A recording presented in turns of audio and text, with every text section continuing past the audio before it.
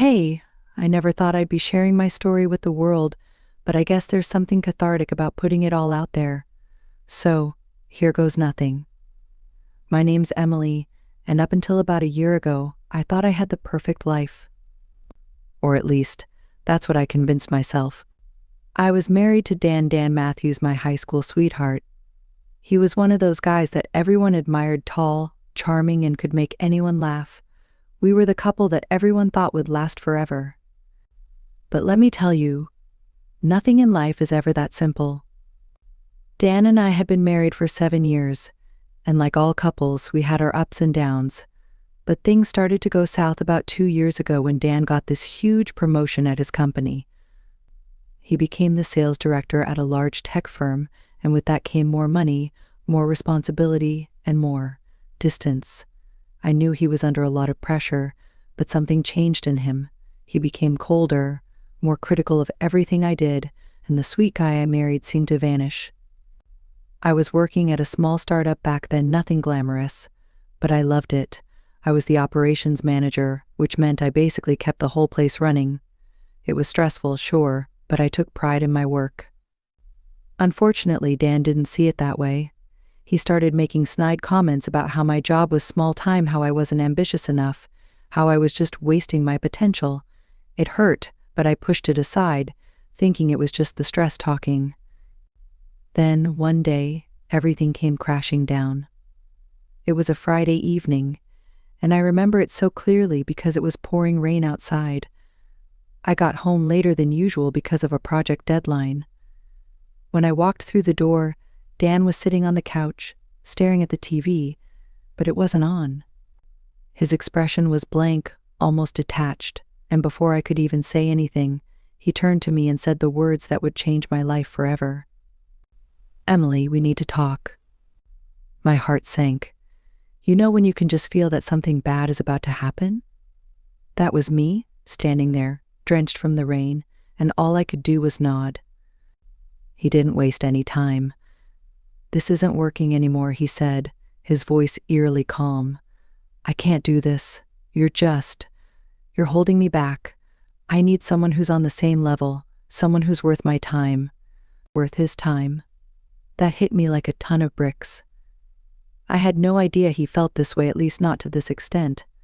We argued, of course. I begged him to reconsider, asked if we could work through it, but he was resolute. He told me I was worthless to him, that he needed a wife who could keep up with his new lifestyle, not someone who was content with mediocrity. And then, just like that, he asked me to leave. It felt like my world had just collapsed. I packed a few bags, took my car, and drove to my best friend Sarah's place. She lived about an hour away, and bless her heart, she let me stay with her for as long as I needed. The first few weeks were a blur. I was devastated, humiliated, and angry at Dan for what he did, but also at myself for not seeing the signs sooner. Sarah was a rock for me during that time. She kept me from spiraling into a complete breakdown, and she was the one who encouraged me to look for a new job. She said I needed a fresh start, something to take my mind off of everything. I wasn't sure at first, who would hire someone who just got kicked out of their own home? But she insisted, and I'm so glad she did. I started applying everywhere, from small startups to big corporations. I wasn't picky, I just needed to get back on my feet. Then, one day, I got a call from a recruiter who said there was an opening at a company called Quantum Tech, one of the fastest-growing tech firms in the country. They needed a new director of operations, and somehow my resume had caught their eye. I couldn't believe it. This was the kind of job that could change my life. I went in for the interview, and to my surprise, I was hired on the spot. I threw myself into that job like nothing else mattered. And you know what? It paid off. Within 6 months, I was promoted to Vice President of Operations. A year after that, I was named CEO. It was the ultimate glow up, but what made it even more surreal was that I never heard from Dan during that time. It was like he just disappeared from my life. But then, as fate would have it, our paths were about to cross again in the most unexpected way possible. So where was I? Oh, right, the part where my world flipped upside down and I was left picking up the pieces. Becoming the CEO of quantum tech was beyond anything I could have imagined. Even as I worked my way up the ladder, I still had moments where I couldn't quite believe it. But there I was, at the top, with a thriving career that made everything else fade into the background. Quantum tech became my second family. The team was incredible, and the challenges we faced kept me focused and driven. I made new friends, developed new skills, and built a life that was mine and mine alone. No more living in someone else's shadow, no more being told I wasn't good enough. I was finally where I was meant to be. But life has a funny way of bringing things full circle, doesn't it? Just when I thought I had left my past behind, it came barreling back into my life like a freight train. It all started on a Monday morning, like any other. I was in my office going over the agenda for the week when my assistant Lisa knocked on the door. "Emily," she said, peeking her head in, "there's a candidate here for the sales director position. His name is Dan Matthews. Should I send him in?" My heart skipped a beat. I hadn't heard that name in over a year, and for a moment I wasn't sure how to react. The room felt like it was spinning, and I could feel the blood draining from my face. But then, a strange calmness washed over me. This was at the moment I never thought would happen, but had secretly dreamed about. It was time to face the man who had shattered my life. I took a deep breath, straightened my blazer, and nodded to Lisa. "Yes, send him in." A few minutes later, there he was, Dan Matthews, standing in the doorway of my office. He looked different, somehow smaller than I remembered. The confident, arrogant man I once knew was gone, replaced by someone who looked uncertain. He didn't recognize me at first, of course. Why would he? The last time he saw me, I was a broken woman, crying on the doorstep of our house. Now I was the CEO of one of the most successful tech companies in the country. "Good morning, Mr. Matthews," I said, my voice steady. "Please have a seat."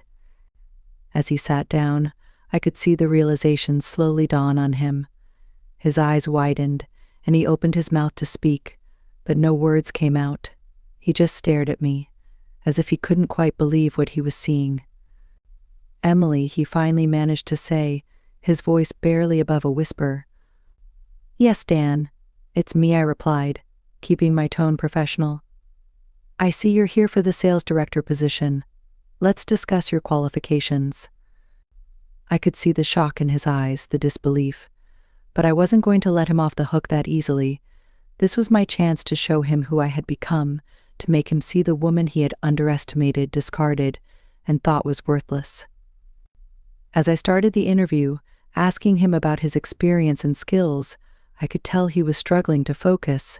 His answers were hesitant, his confidence shaken. I wasn't surprised he never expected to walk into this office and see me sitting on the other side of the desk. He thought he had left me behind in the dust, but here I was, stronger than ever. The power dynamic had shifted completely, and I could see that he knew it too. It was like watching a predator suddenly realize that they were now the prey.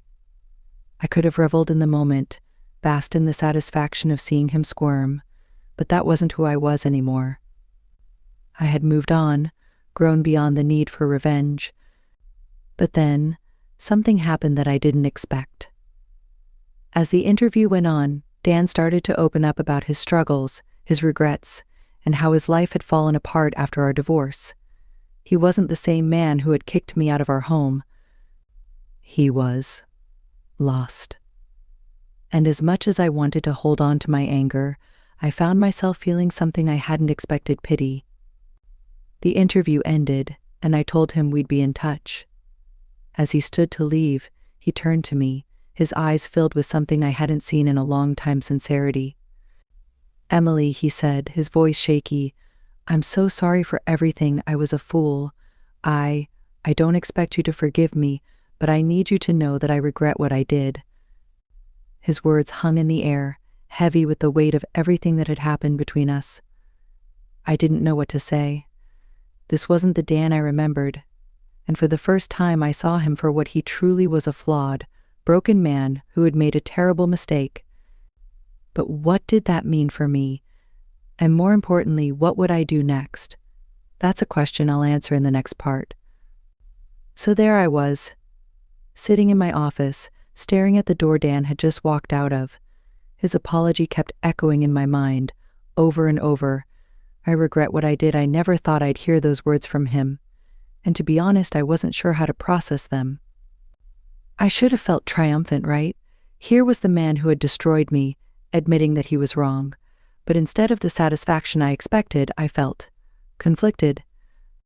I had spent so much time rebuilding my life, distancing myself from the person I was when I was with him, and now he was back, stirring up emotions I thought I had buried for good. Lisa knocked on my door again, pulling me out of my thoughts. "Are you okay, Emily?" she asked, concern evident in her voice. I must have looked as shaken as I felt. "I'm fine," I lied, forcing a smile. "Just thinking." She hesitated, then handed me a file. "This is the final list of candidates for the sales director position. We need to make a decision by the end of the week." I took the file from her and nodded, but I didn't open it right away. Instead, I sat there, staring at it, knowing that Dan's name was in there with all the others. Did he deserve a second chance? After everything he'd done, everything he'd put me through, could I really consider hiring him? The thought alone made my stomach twist in knots. The next few days were a blur. I tried to focus on my work, but Dan's interview kept replaying in my head. I couldn't stop thinking about the look in his eyes, the regret in his voice. I had spent so long trying to convince myself that I didn't care about him anymore, that he was just a chapter of my life I had closed, but seeing him again brought all those memories flooding back. I wasn't sure if I was more angry with him or with myself for still caring, even just a little bit. Sarah, my best friend, was the only person I could talk to about it. We had a long dinner that week, and she could tell something was off the moment I sat down. "All right, spill," she said as soon as the waiter left with our orders. "What's going on? You look like you've seen a ghost?" "Worse," I said with a heavy sigh. "Dan walked into my office the other day." Sarah's eyes widened in disbelief. "Dan? As in your Dan? What the hell was he doing there?" "He was interviewing for the sales director position," I said, taking a sip of my wine, trying to steady my nerves. "And the worst part? He apologized. He actually said he regrets everything he did to me."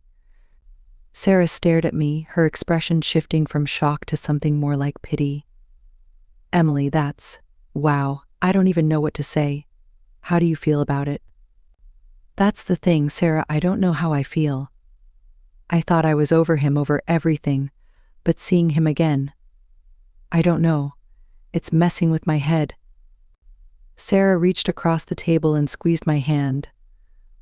"Look, Em, you've come so far. You're not the same person you were when he left you. You've built an amazing life for yourself, and you don't owe him anything. Not a job, not forgiveness, nothing." Her words made sense, but they didn't make the decision any easier.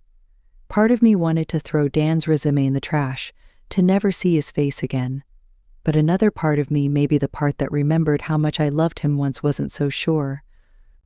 The week dragged on, and I avoided making a decision until the very last day. I stayed late in the office that Friday, long after everyone else had gone home, staring at the file in front of me. I had to choose someone for the position, and I couldn't avoid it any longer. Finally, with a deep breath, I opened the file and started going through the candidates again.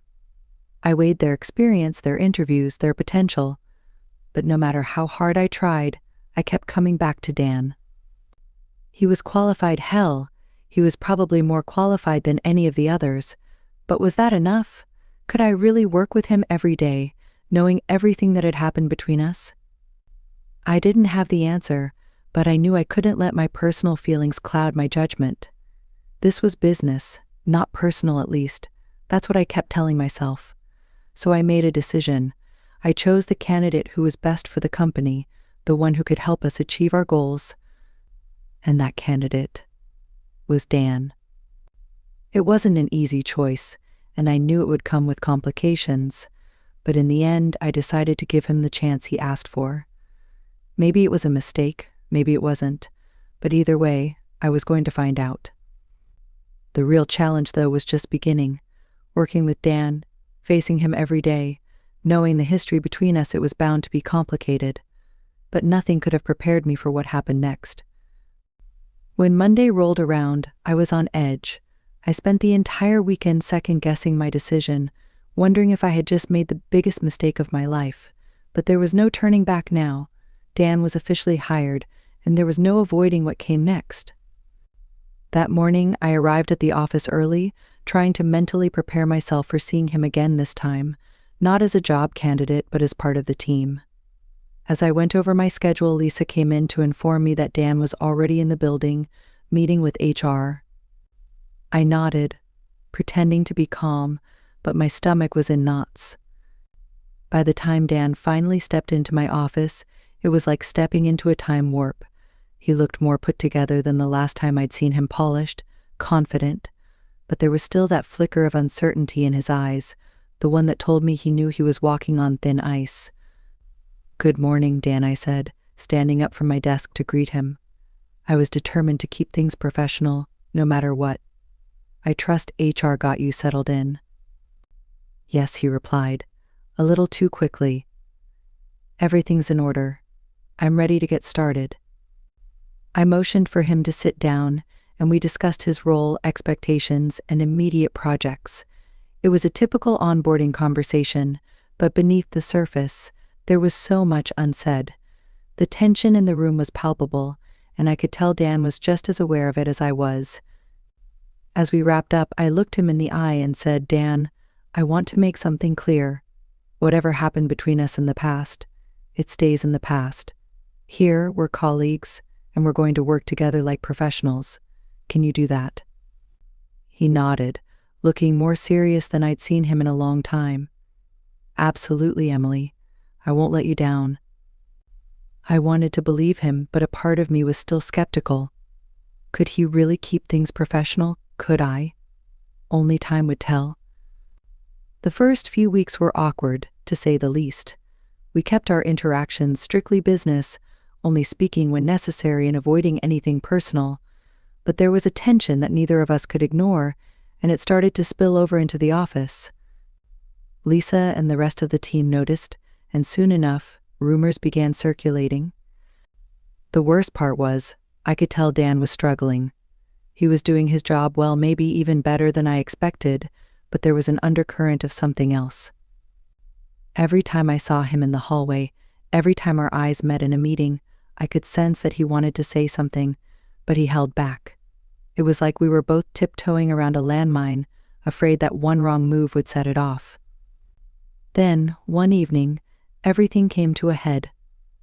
I was staying late in the office, going over some reports, when Dan knocked on my door.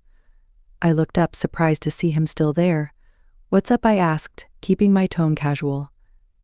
He hesitated, lingering in the doorway like he was debating whether to say what was on his mind. Finally, he stepped inside and closed the door behind him. "Emily, we need to talk," he said, his voice low. I put down my pen and leaned back in my chair, bracing myself. "About what?" "About us. About everything that's happened," he said, coming closer. He looked more vulnerable than I'd ever seen him, and it caught me off guard. "I know you said the past should stay in the past, but it's not that simple, is it?" My heart started pounding. This was exactly the conversation I'd been trying to avoid, but now that it was here, I couldn't run from it. "Dan, I don't think this is a good idea," I began, but he cut me off. "Please, just hear me out," he pleaded. "I've been a mess since we split up. I know I screwed up, more than you'll ever know. But I need you to understand I was under so much pressure back then. The promotion, the expectations. I lost sight of everything that really mattered. I lost sight of you."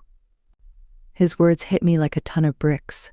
I wanted to stay strong, to keep the walls I'd built around myself intact, but it was getting harder with every word he spoke.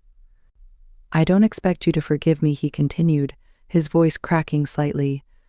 "I don't even expect you to give me a second chance, but I can't keep pretending that everything's okay when it's not. I hurt you, Emily, and I've been carrying that guilt ever since. It's eating me alive." I didn't know what to say. The anger I'd felt for so long was still there, but now it was mingled with something else: pain, sadness, and maybe even a little bit of understanding. For so long I'd wanted to hear these words from him, but now that they were here, they didn't bring the closure I thought they would. Instead, they opened up old wounds that I wasn't sure had ever fully healed. "Dan," I started, my voice shaking, "you broke me. You threw me away like I was nothing, and it took everything I had to rebuild my life without you. I don't know if I can ever forgive you for that." He looked like I'd just slapped him, but he didn't turn away. "I know," he whispered, "and I'm so sorry." We sat there in silence for what felt like an eternity, both of us grappling with the weight of everything unsaid. I knew that whatever happened next, things between us could never go back to the way they were. But I also knew that this conversation was something we both needed, even if it tore us apart all over again. Finally, I took a deep breath and looked him in the eye. "I can't promise anything, Dan, but maybe we can start by being honest with each other. No more hiding, no more pretending, just the truth." He nodded, relief and pain mingling in his expression. "I'd like that," he said softly, "more than you know." As he left my office that night, I felt like I'd just taken the first step on a long, uncertain path. I didn't know where it would lead or if I even wanted to go down it. But one thing was clear: nothing between us would ever be simple again. And as I soon found out, the hardest part was yet to come. The days that followed our conversation were nothing short of excruciating. Dan and I had agreed to be honest with each other, but the truth was, honesty brought more complications than I'd anticipated. Every time we spoke, it was like peeling back layers of a wound that had never really healed, exposing raw emotions neither of us was fully prepared to face. The office atmosphere was tense, to say the least. Our team, always perceptive, began to pick up on the shift between us. Lisa, bless her heart, gave me knowing looks but never pried. Still, I could feel the weight of their curiosity and concern. It was only a matter of time before the dam broke. It all came to a head one Friday afternoon during a high-stakes meeting with our biggest client. Dan was presenting a new strategy, and I was supposed to be there to support him. But from the moment he started speaking, I could sense something was off. He was stumbling over his words, his usual confidence nowhere to be found. I watched as the client, a no-nonsense woman named Karen, who had no time for incompetence, started to lose patience. She glanced at me, then back at Dan, her expression growing more skeptical by the minute. My heart sank. This was exactly what I'd been afraid of. Finally, I couldn't take it anymore. I stepped in, smoothly taking over the presentation and redirecting the conversation. It wasn't easy, but I managed to salvage the meeting and keep Karen on board. By the time it was over, I was exhausted physically and emotionally. As soon as the client left, I turned to Dan, who looked like a ghost of his former self. "What the hell was that?" I demanded, my voice sharper than I intended. He flinched, but then something in him snapped. "I don't know, Emily. Maybe I'm just not cut out for this anymore." I stared at him, shocked by his outburst. "What are you talking about? You're one of the best salespeople I've ever known. You can't just fall apart like this."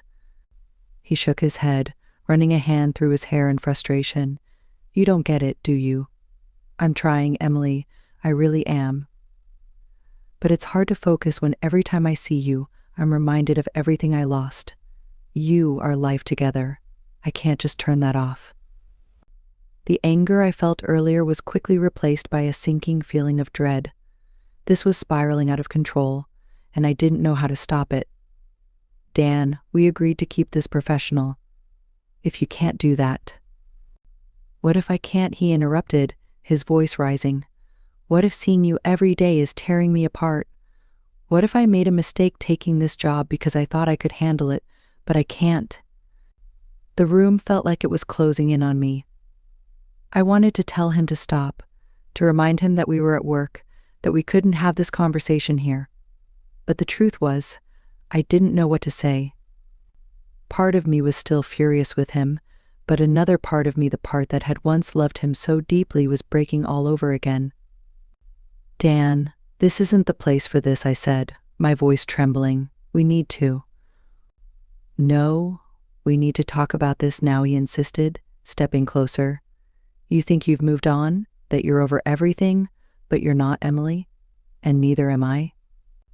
I could feel the walls I'd built so carefully around myself starting to crack. Dan, please. We're in the office. This isn't the time or place. But he didn't back down. I don't care about the office, Emily. I care about you. And I care about the fact that every day I wake up thinking about all the ways I failed you. I can't keep pretending that I'm fine when I'm not. And I don't think you're fine either. His words hit me like a punch to the gut. He was right. I wasn't fine.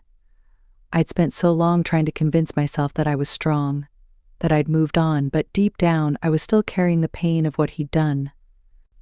And now, here we were, in the middle of an office where everyone could hear us, unraveling everything we'd tried so hard to hold together.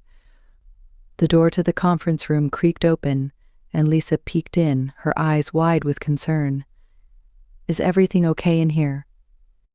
Dan and I both froze, the reality of our situation crashing down on us. This wasn't just about us anymore, it was about our professional lives, our reputations, and the people who depended on us to keep things together. I took a deep breath, forcing myself to calm down. Yes, Lisa, everything's fine. We were just wrapping up. She nodded, though I could tell she didn't believe me. All right, just let me know if you need anything.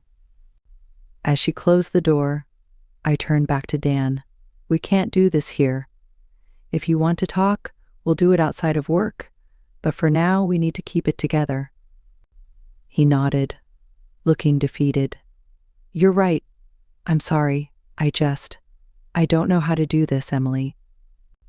Neither did I. But we didn't have a choice. If we were going to survive this, we had to find a way to coexist, to separate the personal from the professional. But as I looked at Dan, I realized that might be impossible.